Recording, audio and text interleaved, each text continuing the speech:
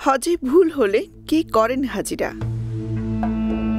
হজের উদ্দেশ্যে রওনা হওয়ার আগেই হাজিরা সব ধরনের প্রস্তুতি গ্রহণ করেন, নিয়মকানুন সম্পর্কে ভালোভাবে জেনে নেন। কিন্তু বাস্তবতা হলো এর পরও হাজিদের ভুল হয়ে যায়। আল্লাহ তাআলা সেই ভুল শুধরানোর ব্যবস্থা রেখেছেন। কি করবেন হাজিরা যখন হজে ভুল হয়ে যায়? প্রথমে বুঝতে হবে ভুলটি কি, বা যে কাজটি ছুটে গিয়েছে তা কি ফরজ, ওয়াজিব নাকি সুন্নাহ।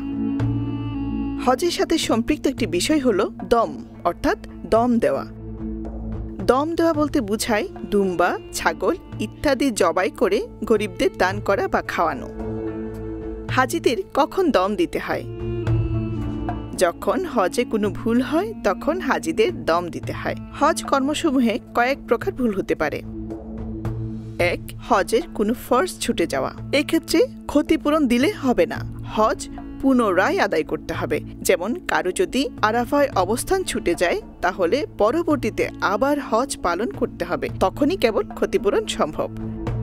হজের কোনো ওয়াজিব ছুটে গেলে কি করতে হবে? হজে যদি কোনো ওয়াজিব ছুটে যায় সেক্ষেত্রে দম দিতে হবে, তাহলে ক্ষতিপূরণ হয়ে যাবে। যেমন কঙ্কর নিক্ষেপ করা ওয়াজিব। বিনা ওজরে যদি কেউ কঙ্কর নিক্ষেপ ছেড়ে দেয় তবে দম দিয়ে এর ক্ষতিপূরণ করতে হবে। হজের কোনো ওয়াজিব আংশিক ছুটে গেলে ইমাম আবু হানিফা রাদিয়াল্লাহু আনহু বলেছেন এর সদকা দিয়ে ক্ষতিপূরণ দিতে হয়। এবার আসুন, হজে যদি কোনো সুন্নত বা মুস্তাহাব ছুটে যায় সেক্ষেত্রে কি করবেন? হজে কোনো সুন্নত ছুটে গেলে কোনো রকম ক্ষতিপূরণ দিতে হবে না, অর্থাৎ কোনো দম দিতে হবে না। তবে অবজ্ঞা বা অবহেলা করে কোনো রকম সুন্নত তরক করা উচিত নয়।